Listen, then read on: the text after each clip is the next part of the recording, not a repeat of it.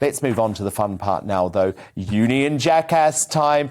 Amy Nicole, who is your Union Jackass nominee this Thursday night? My nominee is the Met Police for not investigating what seems like 2020 parties held by various politicians last Christmas.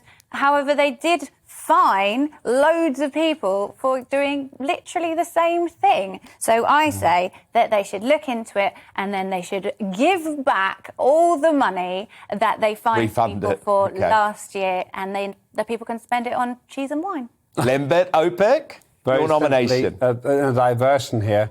The Department for the Environment, who have created a situation where it's actually cheaper to take our rubbish, our domestic waste, the stuff you throw in the bin, all the way to Romania.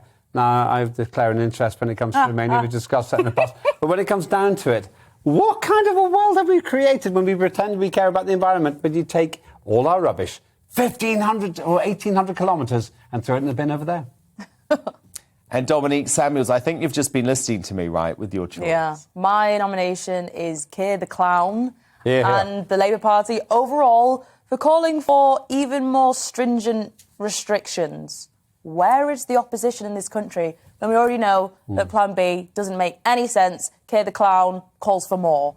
Probably because he was too lazy to think up anything unique. Tracy Crouch for Prime Minister. You heard it first on GBNews. It's so depressing, though, isn't it, Dominique? Because actually, if Keir Starmer had been in government, we never would have had Freedom Day.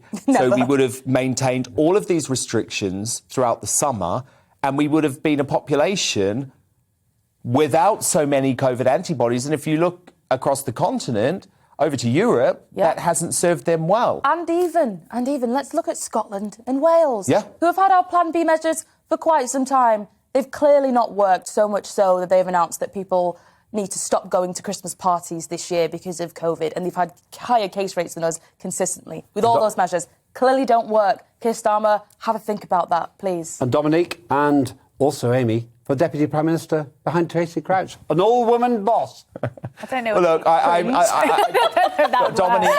Dominique's done the double today because Keir Starmer is absolutely my Union Jackass.